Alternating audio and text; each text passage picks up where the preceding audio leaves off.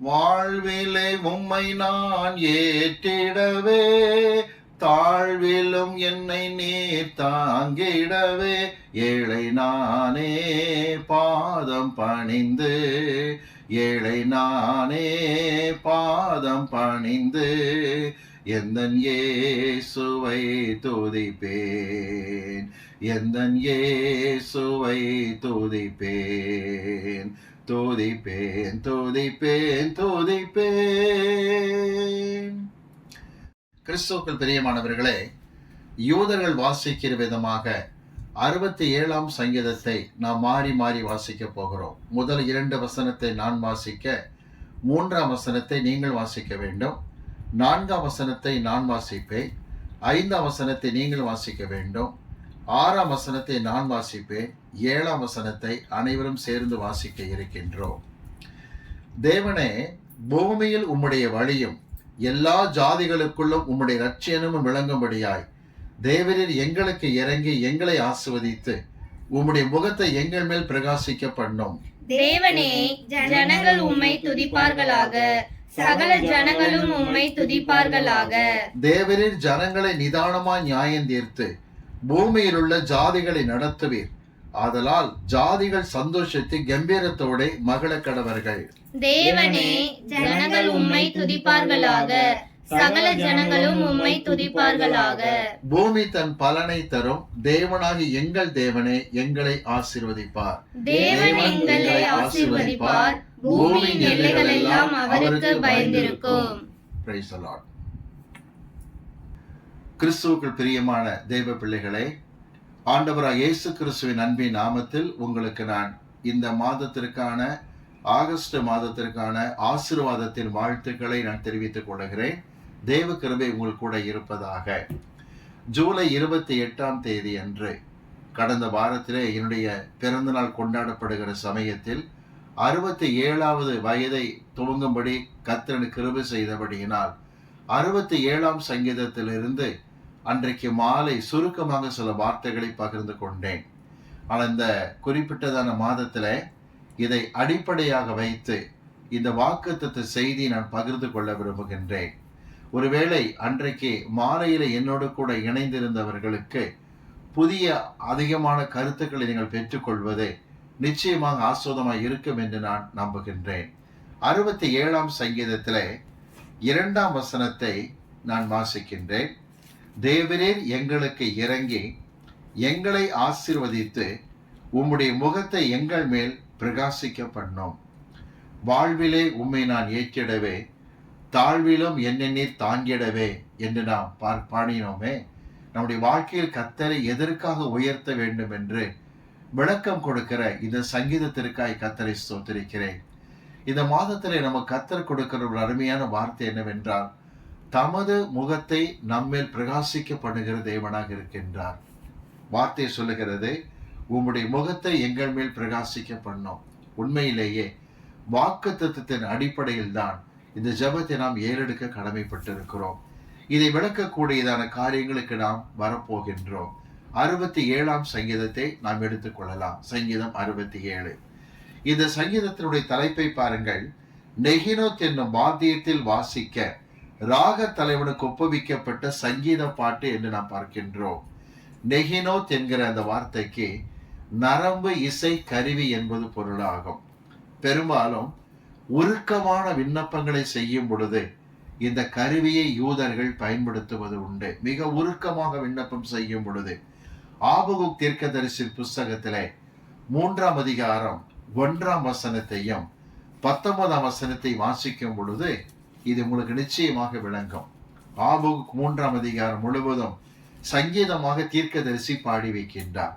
3ஆம் அதிகாரத்தின் 1ஆம் வசனத்தை வாசிக்க நாம் கேட்போம்.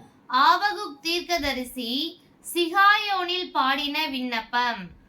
19ஆம் வசனத்தை பாருங்கள். சிகாயோனில் பாடின விண்ணப்பத்திற்கு முடிவரை கொடுக்கும் போது 19ஆம் வசனத்தை வாசிக்க நாம் கேட்போம். ஆண்டவராகிய கர்த்தர் என் பலன், அவர் என் கால்களை மான் கால்கள் போலாக்கி உயரமான ஸ்தலங்களில் என்னை நடக்க பண்ணுவார். தொடர்ந்து வாசிங்க. இது நெகினோத் என்னும் வாத்தியத்தில் வாசிக்க ராக தலைவனுக்கு ஒப்புவிக்கப்பட்ட சங்கீதம். இந்த சங்கீதம் முழுக்க உருக்கமாக விண்ணப்பம் பண்ணி கர்த்தரை மகிமைப்படுத்தி முடிக்கும் போது நெகினோத் என்கிறதான வாத்தியத்தில் வாசித்ததாக அங்கு ஆபகுக் அறிக்கை செய்கிறதை பார்க்கின்றோம். ஒரு விஷயம் புரிந்து கொள்ளுங்கள், 67ஆம் சங்கீதத்தை யாஷர் ஜபக்குழுவினர் பாடினார்கள். இந்த யாஷர் ஜபக்குழுவினர் பெரும்பாலும் சங்கீதங்களிலே தீர்க்க தரிசன வார்த்தைகளாகவே பாடியிருப்பதை பார்க்க முடியும். உதாரணமாக 2ஆம் சங்கீதத்திலே 8ஆம் வசனத்துக்கு வரும் பொழுது தாவீதின் ஆட்சியின் நாட்களில் பாடப்பட்ட ஒரு சங்கீதம் இது. 2 சாமுவேல் 8ஆம் அதிகாரத்தில் முதல் 10ஆம் அதிகாரம் வரைக்கும் 7 ஆண்டுகள் தாவீது யுத்தம் நடப்பித்து எதிரிகளை எல்லாம் அடக்கிவிட்டாலும் இன்னும் அடங்காத எதிரிகள் அவர்களுக்கு இருந்தார்கள். எல்லா எதிரிகளையும் அடக்கிவிட முடியுமா என்கிற ஒரு கேள்வியிலே அவர் விண்ணப்பத்தோடு காத்திருக்கிற சமயத்தில் 2ஆம் சங்கீதத்தின் முதல் 3 வசனமானது தாவீதினுடைய விண்ணப்பமாக அமைந்திருப்பதை நீங்கள் படிக்க முடியும். இதை குறித்து நீங்கள் அப்போஸ்தலர் 4 இணையான வசனத்தை அப்போஸ்தலர் எடுத்து காட்டுகிறார்கள். இது தாவீதின் விண்ணப்பம் என்று காட்டுகிறார்கள். உண்மையிலேயே தாவீது எதிரிகளை அடக்குவதற்காக, எல்லாரையும் அடக்குவதற்காக அவர் முயற்சித்து, ஆண்டவரே, இவர்கள் இவ்விதமாய் என்னை குறித்து நிந்தித்து பரியாசம் பண்ணுகிறார்கள், அவர்கள் கட்டுகளை எரிந்து போடுவோம் வாருங்கள் என்று சொல்லுகிறார்கள் என்று புறஜாதிகள் கொந்தளிப்பதை, ஜாதிகள் கொந்தளிப்பதை குறித்து அவர் பாடினார், ஜெபித்தார். ஆனால் அப்போஸ் 4ஆம் அதிகாரத்திலே அதிகாரிகள் தங்களுக்கு விரோதமாக எழும்பும் பொழுது அப்போஸ்தலர்கள் இந்த சங்கீதத்தை பயன்படுத்தி ஜெபிக்கிறதை அப்போஸ்தலர் 4ஆம் அதிகாரத்தில் நாம் படிக்க முடியும். போகட்டும். இந்த நேரத்தில் தான் 2ஆம் சங்கீதத்தை எழுதுகிற யாஷர் ஜபக்குழுவினர் 2ஆம் சங்கீதம் 8ஆம் வசனத்தை பார்க்கும் பொழுது வசனம் 8ஐ வாசிக்க நாம் கேட்போம். என்னை கேளும், அப்பொழுது ஜாதிகளை உமக்கு சுதந்திரமாகவும் பூமியின் எல்லைகளை உமக்கு சொந்தமாகவும் கொடுப்பேன். ஆயிரக்கணக்கான வருஷங்களுக்கு பிறகு இது நடக்கிறதை பார்க்கிறீர்கள். குமாரனை பார்த்து பிதா சொல்லுகிறார், என்னை கேளுங்கள், ஜாதிகளை பூமியின் எல்லைகளை நான் கொடுப்பேன் என்று சொல்லி பரலோகத்திலிருந்து குமாரனை அனுப்புகின்றார். இது குமாரன் உலகத்திற்கு வருவதற்கு ஆயிரக்கணக்கான ஆண்டுகளுக்கு முன் பாடப்பட்ட ஒரு சங்கீதம். ஆனால் லூக்கா சுவிசேஷம் 4ஆம் அதிகாரத்திலே 5 முதல் 8 வரை இருக்கிற அந்த சோதனையின் கட்டத்திலே, என்னை பணிந்து கொண்டால் உலகத்தில் சகல ராஜ்யத்தை உமக்கு நான் தருவேன் என்று லூக்கா 4ஆம் அதிகாரம் 5 முதல் 8 வசனத்தில் பிசாசு சொல்லும் பொழுது இயேசு கிறிஸ்து இந்த 2ஆம் சங்கீதம் 8ஆம் வசனத்தை பயன்படுத்துகின்றார். பிதாவை கேட்க வேண்டும், பூமியின் எல்லைகள் ஜாதிகள் சொந்தமாய் கொடுப்பார். ஆனால் பிசாசு கீழ்ப்பட வேண்டிய அவசியம் இல்லை, அப்பாரை போ சாத்தானே என்று சொல்லுகிறார். இது ஒரு வார்த்தையை பார்த்தீர்களா? லூக்கா 4ஆம் அதிகாரத்தில் 5 முதல் 8 வரை இருக்கிற பகுதியிலே எனக்கு இஷ்டமானவனுக்கு கொடுப்பேன் என்று பிசாசு சொல்லுகின்றான். அவனுக்கு எல்லா அதிகாரம் கொடுத்து விட்டதை போல் பேசுகின்றான். ஆனால் தானியேல் 4ஆம் அதிகாரத்திலும் பார்க்கும் பொழுது 17ஆம் வசனம் 32ஆம் வசனத்தில் தமக்கு சித்தமானவனுக்கு அவர் கொடுக்கிறார் என்று தானியேல் சொல்லுகிறார். ராஜ்யத்தில், அதாவது உலகத்தில் எல்லா ராஜ்யங்களையும் உன்னதமான கர்த்தர் ஆளுகைக்குள் வைத்திருக்கின்றார். தானியேல் 4:17 மற்றும் 32 வசனத்தின்படி தமக்கு சித்தமானவனுக்கு, தமக்கு பிரியமானவனுக்கு ராஜ்யத்தை கொடுப்பதாக நாம் பார்க்கின்றோம். ஒன்று நீங்கள் தெளிவாக அறிந்து கொள்ள கடமைப்பட்டிருக்கிறீர்கள். பாபிலோன் சிறையிருப்பின் நாட்களில் இந்த யாஷர் ஜபக்குழுவினர் 137ஆம் சங்கீதத்தை பாடினார்கள். பாபிலோன் ஆறுகள் அருகே நாங்கள் உட்கார்ந்து அங்கே சீயோனை நினைத்து அழுதோம் என்கிற அந்த சங்கீதத்தை பாடினார்கள். ஆனால் அந்த நாட்களில் பாடப்பட்ட சங்கீதங்களில் ஒன்றுதான் 67 என்பதை விளங்கிக் கொள்ளுங்கள். 67ஆம் சங்கீதத்தையும் தீர்க்க தரிசனமாகத்தான் பாடுகிறார்கள். என்ன சொல்றாங்க தெரியுமா? நீர் எங்களை பாபிலோன் சிறையிருப்பை விட்டு விடுவித்து எங்களை மறுபடியும் எருசலேம் கொண்டு போய் விடுவீரானால் மேசியா பிறக்கிற சந்ததிக்கு இது காரணமாக இருக்குமே.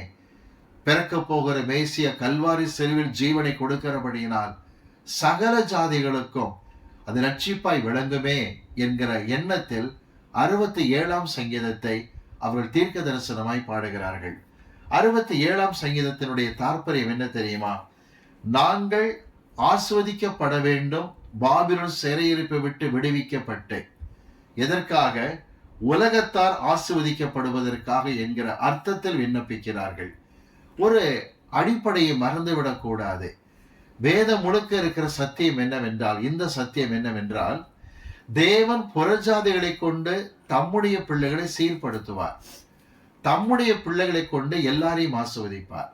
புறஜாதிகளை ஆசீர்வதிக்க தமது பிள்ளைகளை பயன்படுத்துவார். ஆகவே தான் அந்த ஆசீர்வாதத்தின் உச்சகட்டமாக ஈடு இணையில்லாத ஆசீர்வாதத்தை பெற்றுக்கொள்வதற்காக என்ன சொல்கிறார்கள்?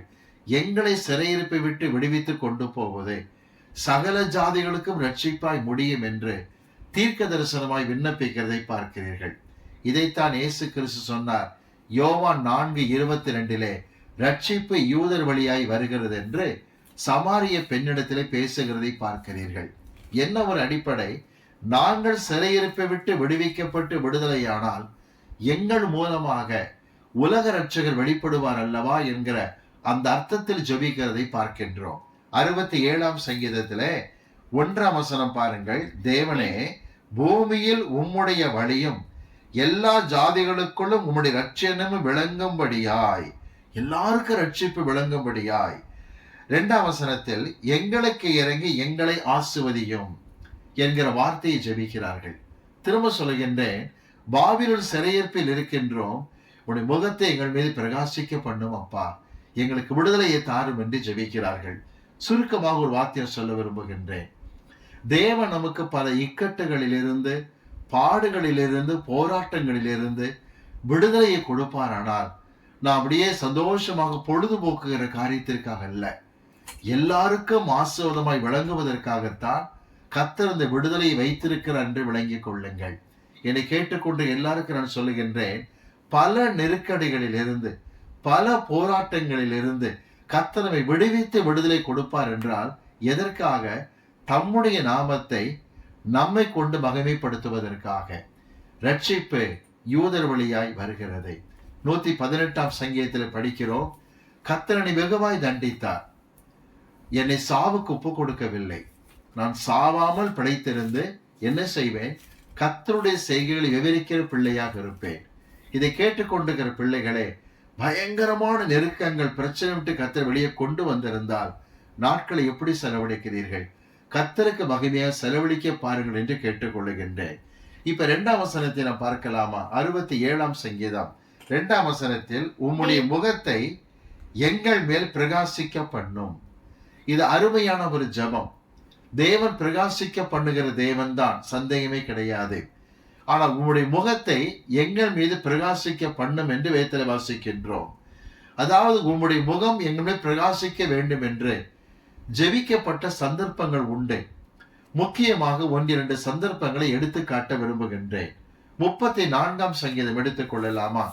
அதிலே 5ஆம் வசனத்தை வாசிக்க நாம் கேட்போம்.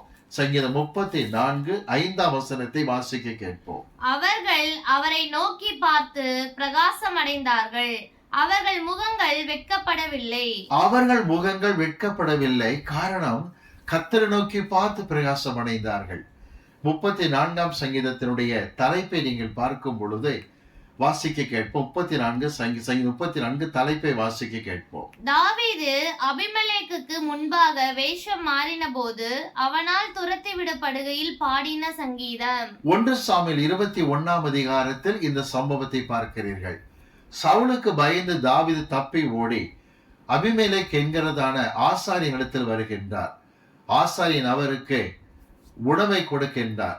அதாவது சமூக தப்பு மேஜையில் இருக்கக்கூடிய பழைய அப்பங்களை எடுத்து கொடுக்கின்றார். தாவீதும் அவர் சகாக்களும் நன்கு சாப்பிடுகிறார்கள்.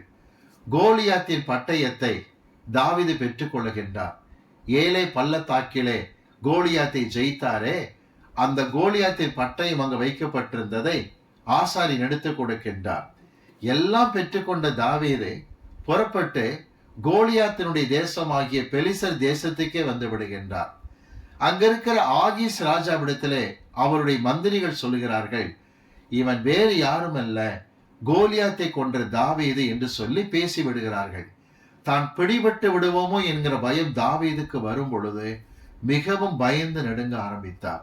1 சாமுவேல் 21ஆம் அதிகாரத்தில் 12ஆம் வசனம் சொல்லுகிறது, இந்த வார்த்தையினால் தாவீது பயந்தார். ஐயோ, என்னை பிடித்து விடுவார்களோ என்று பயந்தார். அந்த பயத்தினால் பைத்தியக்கார வேஷம் போட்டார் என்று 1 சாமுவேல் 21 அதிகாரத்தில் வாசிக்கின்றோம். அப்பொழுது ராஜாவாகிய ஆகீஸ் என்ன செய்கின்றார்? தாவீதை துரத்தி விடுகிற காட்சியை பார்க்கின்றோம். 34 சங்கீதத்தை எடுத்துக்கொள்வோம். அதில் 4 வசனத்தை பாருங்கள். வசனம் 4. நான் கர்த்தரை தேடினேன், அவர் எனக்கு செவி கொடுத்து என்னுடைய எல்லா பயத்திற்கும் என்னை நீங்களாக்கி விட்டார். கவனிங்க, என் பயத்துக்கெல்லாம் கர்த்தர் நீங்களாக்கி விட்டார். பயந்தேன், கர்த்தர் தயவாக இரக்கம் காட்டினார் என்று பாடும் பொழுதுதான் 5 வசனம் பாருங்கள். அவர்கள் அவரை நோக்கி பார்த்து பிரகாசம் அடைந்தார்கள், அவர்கள் முகங்கள் வெட்கப்படவில்லை. எது நிமித்தமாக இந்த இருட்டு அவருக்கு காணப்பட்டது? தவறான முடிவு. திரும்ப சொல்கிறேன், பதஷ்டத்தில் எடுக்கக்கூடிய தவறான முடிவுகள். பதஷ்டப்பட்டார், அவசரப்பட்டார், ஆகீஸ் ராஜாவிடத்துக்கு போய்விட்டார். இந்த பதஷ்டத்தில் பத்தாது என்று கோலியாத்தின் பட்டயத்தையும் கையில வைத்திருக்கின்றார். இவைகளெல்லாம் தேவ பிள்ளைகளுக்கு சில சமயத்தில் வரக்கூடிய பலவீனங்கள் தான். பதஷ்டங்கள் வரும் பொழுது படபடப்பாய் முடிவெடுக்கிற நேரத்தில் நாம் தவறுகள் செய்வதற்கு வாய்ப்பு இருக்கிறது. அந்த நேரத்தில் நமக்கு ஒருவேளை நம்முடைய படபடப்பு தவறுகளை இழைக்க நேர்ந்து விட்டதே என்று கதறும் பொழுது கர்த்தருடைய முக பிரகாசத்தை தேடுவது தவறு கிடையாது. நீங்கள் 80 சங்கீதத்தை பார்க்கும் பொழுது ஆசாப் ஒரு தரிசனத்தை கண்டார். இஸ்ரவேலுக்கு வருகிற அழிவை அவர் பார்த்தார், தரிசனமாக பார்த்தார். அந்த அழிவை பார்த்த அவர் இஸ்ரவேலின் தவறுதான் இந்த பிரச்சனைக்கு காரணம் என்று முடிவு பண்ணினவர். 80 சங்கீதத்தை எடுத்துக்கொள்வோம். 7 வசனத்தை வாசிக்க நாம் கேட்போமா? வசனம் 7. சேனைகளின் தேவனே, எங்களை திருப்பி கொண்டு வாரும், உமது முகத்தை பிரகாசிக்க பண்ணும். உங்க முகத்தை பிரகாசிக்க பண்ணுங்க, அப்பொழுது ரட்சிக்கப்படுவோம். நாங்கள் ரட்சிக்கப்பட வேண்டுமானால் உங்க முகத்தை பிரகாசிக்க பண்ணுங்கப்பா. ஏன்? எங்கள் தவறு இந்த சிறையிருப்புக்கு காரணமாக அமைகிறது என்று தீர்க்க தரிசனமாய் பாடுகிறதை பார்க்கிறீர்கள். 19 வசனத்தை வாசிக்க கேட்போமா? 80 சங்கீதம் 19 வசனம். சேனைகளின் தேவனாகிய கர்த்தாவே, எங்களை திருப்பி கொண்டு வாரும், உமது முகத்தை பிரகாசிக்க பண்ணும், அப்பொழுது ரட்சிக்கப்படுவோம். திரும்ப அழுத்தம் திருத்தமாய் சொல்லுகிறார், எங்கள் தவறுதான் இந்த சிறையிருப்புக்கு காரணம். ஆண்டவரே, உன் முகத்தை பிரகாசிக்க பண்ணுங்க. அதே காரியத்தை தான் பாபிலோன் சிறையிருப்பிலே வைத்து யாஷர் ஜெபக்கோடு பாடுகிறார்கள். அவர்கள் அவரை நோக்கி பார்த்து பிரகாசம் அடைந்தார் என்று சங்கீதத்தில் வாசித்தோமே. 67 சங்கீதத்திலே நீர் உடைய முகத்தை பிரகாசிக்க பண்ணும்போது நாங்கள் ரட்சிக்கப்பட முடியும், எங்களுக்கு கிடைக்கிற விடுதலை உலகத்துக்கே விடுதலையாக அமையும் என்று சொல்லி கண்ணீரோடு ஜெபிக்கிறதை பார்க்கின்றோம். பிரியமானவர்களே, இந்த சிறையிருப்பின் நாட்களை பார்க்கும் பொழுது அதுக்கு பிறகு வந்த சிறையிருப்பின் நாட்களுக்கு பிறகு வந்த எஸ்ரா என்கிற வேத பாரகன் எழுதியதுதான் 119 சங்கீதம் என்று விளங்கிக் கொள்ளுங்கள். சிறையிருப்பின் நாட்களுக்கு அந்த நாட்கள் முடிந்து எஸ்ரா நெகேமியா காலத்திலே பாடப்பட்ட இந்த சங்கீதத்திலே எஸ்ரா என்கிற வேத பாரகன் என்ன சொல்லுகிறார் என்று பாருங்கள். 119 சங்கீதம் 135 வசனத்தை வாசிக்க நாம் கேட்போம். 119, 135 வசனம். உமது அடியின் மேல் உமது முகத்தை பிரகாசிக்க பண்ணி உமது பிரமாணங்களை எனக்கு போதியும். பிரமாணங்களை தியானிக்க கூட முடியாதபடிக்கு ஆகிவிடும். எனக்கு இன்னும் ஞாபகம் இருக்கு, ஊழியத்தில் பல போராட்டங்களை நெருக்கடிகளை சந்திக்கும் பொழுது, அநேக பிரச்சனை கடந்து வரும் பொழுது வசனத்தை எடுத்து தியானிக்கும் போது கூட ஒன்றுமே விளங்காதது போல காணப்படும். எஸ்ரா கண்ணீரோடு கேட்டார், உம்முடைய முகத்தை பிரகாசிக்க பண்ணினால் நியாய பிரமாணத்தை போதிப்பீரே, விளங்கிக் கொள்ள முடியுமே என்று கேட்கின்றார். எனக்கு மிகவும் பிரியமானவர்களே, உள்ளத்தின் ஆழத்திலிருந்து சொல்லுகிறேன், இன்னைக்கு அநேகர் தங்கள் வாழ்க்கையில திருமண விஷயமாக, வேலை விஷயமாக, அல்லது வீடுகள் பார்த்து குடியிருக்கிற விஷயங்களிலே, சொத்து விவகாரங்களிலே பதஷ்டப்பட்டு அவசரப்பட்டு தவறான முடிவுகளை எடுத்து விட்டோமே என்று வருந்தும் பொழுது, ஜெபிக்கவோ வேதம் வாசிக்கவோ முடியாதபடிக்கு தடுமாறும் பொழுது ஆசாபி போல கேட்கலாம், உன்னுடைய முகத்தை பிரகாசிக்க பண்ணும் அப்பா, தயவாக இரக்கம் செய்யும். தாவீது போல கேட்கலாம், நாங்கள் உம்மை நோக்கி பார்க்க விரும்புகிறோம், உன்னுடைய முகத்தை பிரகாசிக்க பண்ணும் என்று கேட்கலாம். யாஷர் அப்படிதான் ஜெபித்தார்கள், எஸ்ரா அப்படிதான் ஜெபித்தார், உம்முடைய முகத்தை என்மேல் பிரகாசிக்க பண்ணும், நியாய பிரமாணத்தை விளங்கிக் கொள்ள வேண்டும் என்று பாரத்தோடு ஜெபித்தார். ஒரு விஷயம் புரிந்து கொள்ளுங்கள், 2009 வருஷத்தில் நாங்கள் தருமபுரி பக்கம் இருக்கிற பள்ளிப்பட்டி அருகே இருக்கிற வைரனூருக்கு நாங்கள் வந்தோம். அநேக எதிர்ப்புகளும் பிரச்சனைகளும் போராட்டங்களும் காணப்பட்டன. ஆனால் எல்லா எதிர்ப்புகளையும் கர்த்தர் அடக்கி எங்களை ரட்சித்து இம்மட்டும் காப்பாற்றி கொண்டு வருகிறார். தப்புவித்தார், தப்புவிக்கிறார், இனிமேல் தப்புவிப்பார். காரணம் என்ன தெரியுமா? 44ஆம் சங்கீதம் எடுத்துக் கொள்ளுங்கள். 3ஆம் வசனத்தை வாசிக்க நாம் கேட்போமா? சங்கீதம் 44 3ஆம் வசனம். அவர்கள் தங்கள் பட்டயத்தால் தேசத்தை கட்டி கொள்ளவில்லை, அவர்கள் புயமும் அவர்களை ரட்சிக்கவில்லை. நீர் அவர்கள் மேல் பிரியமாயிருந்தபடியால் உம்முடைய வலதுகரமும் உம்முடைய புயமும் உம்முடைய முகத்தின் பிரகாசமும் அவர்களை ரட்சித்தது. எங்களுக்கு ஆண்டவர் 2009 நாங்கள் வந்ததிலிருந்து பட்டயம் ஈட்டியை கொண்டு கர்த்தர் எங்களை காப்பாற்றவில்லை. அவர் முகத்தின் பிரகாசம் எங்கள் மீது இருந்தபடியினால் புறஜாதிகள் மத்தியில் கர்த்தர் தப்புவித்து ஆசீர்வதித்து வருகிறார். 44ஆம் சங்கீதம் 3ஆம் வசனத்திற்காய் கர்த்தரை நான் ஸ்தோத்திரிக்கின்றேன். ஒன்று, நம்முடைய வாழ்க்கையில எடுக்கக்கூடிய கவனிங்க, தவறான சில முடிவுகள் நிமித்தமாக பதஷ்டங்களால் வரக்கூடியதான இருளை கர்த்தர் போக்க முகத்தை பிரகாசிக்க பண்ணுகிற தேவனாக இருக்கின்றார். அடுத்த குறிப்புக்கு நான் வரலாமா? நல்ல காரியங்களை நன்மைகளை செய்து நமக்கு அநீதி இழைக்கப்படும் பொழுது ஜனங்களின் நன்றி கெட்ட தன்மை நமது முகத்தை இருளாய் மாற்றும் என்பதில் சந்தேகமில்லை. வாசிக்கலாம். சங்கீதம் 31 16ஆம் வசனத்தை வாசிக்க கேட்போம். சங்கீதம் 31 16 வாசிக்க கேட்கலாமா? நீர் உமது முகத்தை உமது ஊழியக்காரரின் மேல் பிரகாசிக்க பண்ணி உமது கிருபையினாலே என்னை ரட்சியும். இந்த சங்கீதத்தை தாவீது எழுதிய சந்தர்ப்பம் 1 சாமுவேல் 23ஆம் அதிகாரம் ஆகும். 1 சாமுவேல் புஸ்தகம் எடுத்துக்கொள்ளலாம். 23ஆம் அதிகாரத்துக்கு வருவோம். கேயலா மக்களுக்காக வேண்டி தாவீது முயற்சி எடுக்கிறார். கேயலா மக்களுடைய எல்லா பொருளையும் கொள்ளையடித்து கொண்டு பெலிஸ்தர் போனதை தாவீது கேள்விப்பட்டார். ஆக்சுவலாக ஸ்டெப் எடுக்க வேண்டியது சவுல் ராஜா. சவுல் ராஜா பெலிஸ்தரை பின்தொடர்கிறதை விட்டுவிட்டு தாவீதை பின்தொடர்கிறதாக தன்னுடைய பணியை மாற்றி கொண்டபடியினால் இந்த கேயலா பட்டணத்தாரை காப்பாற்ற ஆட்கள் இல்லை. தாவீது கண்ணீரோடு ஜெபித்த பொழுது கர்த்தர் தாவீதுக்கு இரக்கம் செய்து கேயலா மக்களுடைய சொத்துக்களை மீட்க உதவி செய்தார். வாசிக்கலாமா? 1 சாமுவேல் 23ஆம் அதிகாரம் 5ஆம் வசனத்தை வாசிக்க நாம் கேட்போம். வசனம் 5. அப்படியே தாவீது தன் மனுஷரை கூட்டிக் கொண்டு கேகிலாவுக்கு போய் பெலிஸ்தரோட யுத்தம் பண்ணி அவர்களில் அநேகம் பேரை வெட்டி அவர்கள் ஆடு மாடுகளை ஓட்டி கொண்டு போனான். தாவீது இவ்விதமாய் கேயலா மக்களுக்கு ரட்சிப்பை கொண்டு வந்தார் என்று 23:5 வாசிக்கிறீர்கள். கொண்டு வந்து சொத்துக்கள் எல்லாம் கொடுத்துட்டாரு. கேயலா பட்டணத்துக்குள்ள தாவீது இருக்கிறார். அது ஒரு அரணான பட்டணம், கோட்டைகள் சுற்றி இருக்கிற பட்டணம். இதை சவுல் உடனே கேள்விப்பட்டு விட்டார். 7ஆம் வசனத்தை வாசிக்கலாமா? 1 சாமுவேல் 23:7. தாவீது கேகிலாவுக்கு வந்தான் என்று சவுலுக்கு அறிவிக்கப்பட்ட போது தேவன் அவனை என் கையில் ஒப்பு கொடுத்தார்.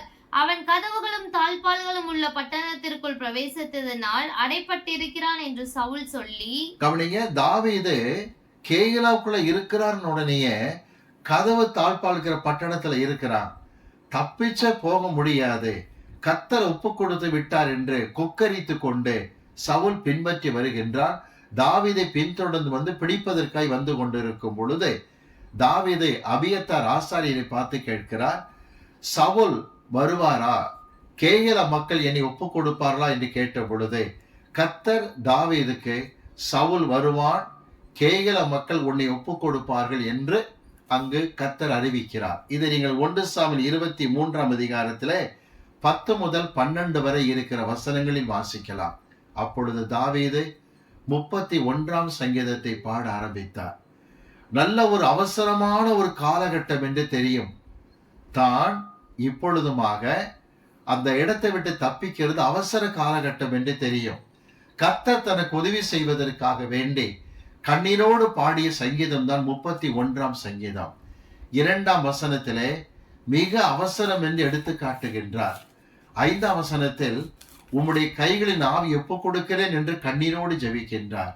அப்பொழுது நினைத்து பார்க்கிறார், கேயல மக்களுக்கு எவ்வளவு ஹெல்ப் பண்ணோமே, இனி காட்டி கொடுக்க ஆயத்தமாயிட்டாங்க என்று சொல்லும் பொழுதுதான் 31ஆம் சங்கீதம் 16ஆம் வசனம் பாருங்கள். உங்கள் முகத்தை எங்கள் மீது பிரகாசிக்க பண்ணும் என்று கண்ணீரோடு கேட்கிறார். ஜனங்களின் நன்றி கெட்ட தன்மை, இவ்வளவு பாடுபட்டேனே, நன்றி இல்லாமல் நடந்து கொள்ளுகிறார்கள் என்று கண்ணீர் வடிக்கும் பொழுது அவர் சொல்லுகிற வார்த்தை, உம்முடைய முகம் எங்கள் மேல் பிரகாசமாய் இருக்கட்டும் என்று கேட்கின்றார். 21 வசனம் பாருங்கள். 31 சங்கீதத்திலே இவ்விதமாய் சங்கீதத்தை பாடும் பொழுது 19, 20 வசனத்தில் கர்த்தர் அவரை மறைத்து காப்பாற்றுகின்றார். பட்டணத்தை விட்டு தாவீது சகோதரர்கள் தப்பி விட்டார்கள். தப்பிய பிறகு 21 வசனத்தில் பாடுகின்றார், அரணான நகரத்தில் எனக்கு பாதுகாப்பாய் இருந்த கர்த்தருக்கு ஸ்தோத்திரம் என்று பாடுகின்றார். எனக்கு அன்பானவர்களே, 1 சாமுவேல் 23 பின்னணியிலே பாடப்பட்ட 31 சங்கீதத்தின் தாற்பயம் என்ன? ஜனங்களின் நன்றி கெட்ட தன்மையால் நீங்கள் வேதனைப்படும் பொழுது, கர்த்தரை நோக்கி பார்க்கும் பொழுது உங்கள் முகத்தை பிரகாசிக்க பண்ணுவார். எத்தனையோ குடும்பங்களில் நான் கவனித்திருக்கிறேன், மிகவும் பாடுபட்டு உழைத்து அதிகமாய் சிரமப்படுவார்கள். ஆனால் யாருக்கு உதவி செய்தார்களோ, யாருக்கு ஹெல்ப் பண்ணினார்களோ, அவர்கள் நன்றி கெட்ட தன்மை, இன்கிராட்டிடியூட், இந்த மக்களுடைய உள்ளத்தை வேதனைப்படுத்தும். எவ்வளவாய் உழைத்தேன், எவ்வளவாய் பாடுபட்டேன், கொஞ்சம் கூட நினைக்கவில்லை என்று கலங்கும் பொழுது ஒன்று செய்யலாம், கர்த்தாவே உங்கள் முகத்தை என் மீது பிரகாசிக்க பண்ணும் என்று தாராளமாய் ஜெபிக்கலாம். அடுத்து நான் வாசிக்க வேண்டிய முக்கியமான பகுதி எடுத்துக்கொள்ளலாம். சங்கீதம் எடுத்துக்கொள்ளுங்கள். 4 சங்கீதத்தை நாம் எடுத்துக்கொள்வோம். 6 வசனத்தை நாம் வாசிக்க கேட்போம். சங்கீதம் 4:6 வாசிக்க கேட்போம். எங்களுக்கு நன்மை காண்பிப்பவன் யார் என்று சொல்லுகிறவர்கள் அநேகர். கர்த்தாவே உம்முடைய முகத்தின் ஒளியை எங்கள் மேல் பிரகாசிக்க பண்ணும். தாவீது பதவிக்கு வந்தது 2 சாமுவேல் 5 அதிகாரத்தில் வருகிறது. 24 வருஷங்கள் கழித்து அப்சலோம் தாவீதை துரத்தி விடுகின்றார். தாவீதும் ஒரு சகாக்களும் அப்சலோம் கைக்கு பயந்து அந்த இடத்தை விட்டு ஓடுகிறார்கள். 2 சாமுவேல் புஸ்தகத்திலே 15 அதிகாரம் 30 வசனம் சொல்லுகிற வார்த்தை, 2 சாமுவேல் 15:30, தாவீது கால்களில் பாதரட்சி கூட இல்லாதபடிக்கு ஒலிவை மலை மீது ஏறுகின்றார். அப்பொழுது அவருக்கு சொல்லுகிறார்கள், உங்களுக்கு ஆதரவாக இருந்த அகிதோப்பேல் அப்சலோம் பக்கம் சேர்ந்து கொண்டதாக சொல்லுகிறார்கள். தாவீது அந்த ஒலிவ மலையிலே கண்ணீரோடு ஜெபிக்கும் பொழுது 2 சாமுவேல் 15, 31, 32 வசனத்தின் பின்னணியிலே 55 சங்கீதத்தை பாடினார். பாடிவிட்டு யோர்தான் நதியை கடந்து மக்னாயிம் காட்டுக்குள்ளாக பிரவேசிக்கின்றார். மக்னாயிம் காட்டுக்குள் பிரவேசித்த பிறகு 3 சங்கீதத்திலிருந்து 7 சங்கீதம் வரை பாடுகின்றார். 3 சங்கீத தலைப்பை பார்க்கும் பொழுது அப்சலோமுக்கு தப்பி ஓடி போகையில் பாடிய சங்கீதம் என்று அந்த தொகுப்பு ஆரம்பிக்கிறதை பார்க்கலாம். எபிரேய மொழி தொகுப்பின்படி சொல்லிக் கொண்டு வருகின்றேன். 3 சங்கீதத்தை காலை நேரத்தில் பாடினார் என்று 5 வசனம் சொல்லுகிறது. 4 சங்கீதத்தை ஒரு சில மாதங்கள் கழித்து இரவு நேரத்தில் பாடினார் என்று 4 சங்கீதம் 8 வசனம் சொல்லுகிறது. அடுத்து 5 சங்கீதத்தை காலை நேரத்தில் பாடினார் என்று 5 சங்கீதம் 3 வசனம் சொல்லுகிறது. 6 சங்கீதத்தை இரவு நேரத்தில் பாடினார் என்று 6 சங்கீதம் 6 வசனம் சொல்லுகிறது. 7 சங்கீதம் முடியும் பொழுதுதான், அவர் பாடி முடிக்கும் பொழுது அப்சலோம் மரணம் நிகழ்ந்திருந்ததாக இருக்கின்றது. ஆனால் எதற்கு அந்த குறிப்பை நான் சொல்லுகிறேன்? 4 சங்கீதத்திலே மனது உடைந்து ஜெபிக்கிறார். ஜனங்கள் இவரை பார்த்து கேட்கிற கேள்வி என்ன? எங்களுக்கு என்ன நல்லது செய்து விட்டா என்று அப்சலோமை சார்ந்து கொண்டு தாவீதை பகைத்தார்கள். உண்மையிலே பாருங்கள், சவுல் ராஜா நடுங்கிக் கொண்டிருக்கிறான் கோலியாத் சத்தத்திற்கு. ஆனா தாவீதை கொண்டு கர்த்தர் ஒரே ஒரு கவன் கல்லினாலே சமஸ்த இஸ்ரவேலை காப்பாற்றுகிற தேவனாக இருந்து கோலியாத்தை கர்த்தர் வீழ்த்துகிற ஸ்லாக்கியத்தை தாவீது கொடுத்தார். 2 சாமுவேல் 8 அதிகாரம் 15 வசனம் சொல்லுகிறது, தாவீது நியாயமாக நீதியாக ஆட்சி பண்ணி கொண்டிருந்தார். இவ்வளவு நல்லது செய்தும் ஜனங்கள் அப்சலோமை சார்ந்து கொண்ட பொழுது தாவீது துரத்தப்பட்டவராக மக்னாயிம் காடுகளிலே அலையும் பொழுது 4 சங்கீதத்தை பாருங்கள், 6 வசனம் சொல்லுகிறது, எங்களுக்கு நன்மை காண்பிப்பவன் யார் என்று ஜனங்கள் சொல்லும் பொழுது சொல்லுகிறார், உம்முடைய முகத்தின் ஒளியை எங்கள் மேல் பிரகாசிக்க பண்ணும். ஜனங்களுடைய நன்றி கெட்ட தன்மை நமக்கு வாழ்க்கையில் அநேக இருட்டான சந்தர்ப்பங்களை கொண்டு வரும். 4ஆம் சங்கீதத்தின் 6ஆம் வசனத்தின் காரியம் அதுதான். பாடுபட்டு உழைத்து ஜனங்கள் நன்றி கெட்ட தன்மையை பார்த்த தாவீது கண்ணீரோடு பாடுகிற சங்கீதம் தான் அந்த 6ஆம் வசனம். நல்லா கவனிப்போம். இந்த காரியங்கள் நிமித்தமாக கர்த்தருடைய ஜனங்கள் கேட்கிற வார்த்தை, உம்முடைய முகத்தின் ஒளியை எங்கள் மேல் பிரகாசிக்க பண்ணும். எதற்காக? 67ஆம் சங்கீதத்தில் பார்க்கும் பொழுது 3ஆம் வசனத்தில் இப்படி துவக்குகிறார்கள். என்ன துவக்குகிறார்கள்? முழு உலகமும் கர்த்தரை தேட வேண்டும், ரட்சிக்கப்பட வேண்டும் என்கிற அந்த காரியத்தை ஜெபித்து விட்டு 3ஆம் வசனத்தை பாருங்கள். 67ஆம் சங்கீதம் 3ஆம் வசனத்தை வாசிக்க நாம் கேட்போம். தேவனே, ஜனங்கள் உம்மை துதிப்பார்களாக, சகல ஜனங்களும் உம்மை துதிப்பார்களாக. பாருங்க, முதல் 2 வசனத்துல முகத்தை பிரகாசிக்க பண்ணும் என்று ஜெபித்து விட்டு 3ஆம் வசனத்தை பார்க்கும் பொழுது கர்த்தரை மகிமைப்படுத்துகிறார்கள். சகல ஜனங்களும் சகல ஜாதிகளும் கர்த்தரை துதிக்கிறதாக எப்போது அமைந்திருக்கும் தெரியுமா? 1000 வருட அரசாட்சியில் தான். 2ஆம் சங்கீதத்திலே ஒரு ஆச்சரியமான காரியம் என்ன? முதல் 3 வசனத்திலே ஜாதிகள் கொந்தளிக்கிறார்கள், புற ஜாதிகள் கொந்தளிக்கிறார்கள். கர்த்தரால் அபிஷேகம் பண்ணப்பட்ட தாவீதுக்கு விரோதமாக எழும்புகிறார்கள். ஏன்? அபிஷேகம் பண்ணப்பட்ட குமாரனுக்கு விரோதமாக எழும்பினார்கள். இந்த உலகத்தில் அவர் ஊழியம் செய்யும் பொழுதே இப்பெல்லாம் புறஜாதிகள் கொந்தளிக்கிறார்கள், அவிசுவாசிகள் கொந்தளிக்கிறார்கள். ஆனால் ஒரு நாள் வரும், 1000 வருஷம் கர்த்தர் உலகத்தில் ஆளுகை செய்யும் பொழுது சகல ஜனங்களும் சகல ஜாதிகளும் கர்த்தரை மகிமைப்படுத்துவார்கள். இரட்சகராக இந்த உலகத்தில் கர்த்தர் வர வேண்டும் என்று தங்களை ரட்சிக்க ஜெபித்த யாசர் ஜெபக்குழு 3ஆம் வசனத்தில் கர்த்தரை மகிமைப்படுத்துகிறார்கள். காரணம் என்ன பாருங்க. 4ஆம் வசனத்தில் தேவரீர் ஜனங்களை நிதானமாய் நியாயம் தீர்த்து பூமியில் உள்ள சகல ஜாதிகளை நடத்துவேன், ஆதலால் ஜாதிகள் சந்தோஷத்தை கம்பீரத்தோட மகள கடவர்கள். இந்த வார்த்தை நீங்கள் ஏசாயா 2ஆம் அதிகாரத்தில் முதல் 5 வசனத்திலே வாசிக்கலாம். சகல ஜாதிகளும் சீயோன் மலைக்கு வருவார்கள், சகல ஜனங்களும் சீயோன் மலையண்டை வருவார்கள். உண்மையிலேயே சீயோனில் இருந்துதான் கர்த்தருடைய வார்த்தை வெளிப்படும் என்று ஏசாயா தீர்க்கதரிசன புஸ்தகம் 2ஆம் அதிகாரத்தில் முதல் 5 வசனத்தில் 1000 வருட ஆட்சியை குறித்த தீர்க்க தரிசனத்தை நாம் வாசிக்க முடியும். மீகா 4ஆம் அதிகாரத்திலும் இதைத்தான் நாம் பார்க்கின்றோம். சுருக்கமாய் சொல்லுகிறேன். ஆண்டவராய் இயேசு கிறிஸ்துவே சொல்லிக் கொடுத்தார். தம்முடைய ஜெபத்தை கற்றுக் கொடுக்கிற நேரத்தில் உம்முடைய ராஜ்யம் வருவதாக என்று ஜெபியுங்கள். மத்தேயு 6:10 வாசிக்கிறோம். உம்முடைய ராஜ்யம் வருவதாக ஜெபியுங்கள். நாள் ஒன்று வரும், எல்லா ராஜ்யங்களும் கிறிஸ்துவுக்குரியதாய் மாறும். வெளிப்படுத்தல் விசேஷம் 11ஆம் அதிகாரம் 15ஆம் வசனத்திலே ராஜ்யங்கள் எல்லாம் அவருக்குரியதாய் மாறும் என்று வேதத்திலே வாசிக்கின்றோம். எனவே அகில உலகமும் சகல ஜாதிகளும் கர்த்தரை துதிக்கலாம். எதற்காக துதிக்க வேண்டுமா? அவர் ஆளுகை செய்ய போகிறார். ஜனங்களை நிதானமாக நியாயம் தீர்ப்பார். எல்லா ஜாதிகளும் பகிர்ந்து அவரை கம்பீரத்தோடு போற்றக்கூடிய நாட்கள் வரும் என்று 67ஆம் சங்கீதத்திலே 3ஆம் வசனத்திலே துதிக்க ஆரம்பிக்கிறார்கள். திரும்ப பாருங்க, 67ஆம் சங்கீதம் 5ஆம் வசனத்துல மறுபடியும் சொல்லுகிறார்கள். தேவனே, ஜனங்கள் உம்மை துதிப்பார்களாக, சகல ஜனங்களும் உம்மை துதிப்பார்களாக. எதற்காக? நாள் வரும் அப்பா, எங்கள் சிறையிருப்பை கர்த்தர் திரும்பவும் ஆண்டவரை மாற்றி எங்கள் சொந்த தேசத்து கொண்டு போகிறேன். பாருங்க, 6ஆம் வசனம், பூமி தன் பலனை தரும். எங்கள் தேவனாய் கர்த்தர், எங்கள் தேவனே எங்களை ஆசீர்வதிப்பார் என்று நம்பிக்கையோடு பாடுகிறார்கள். முதல்ல என்ன சொன்னாங்க?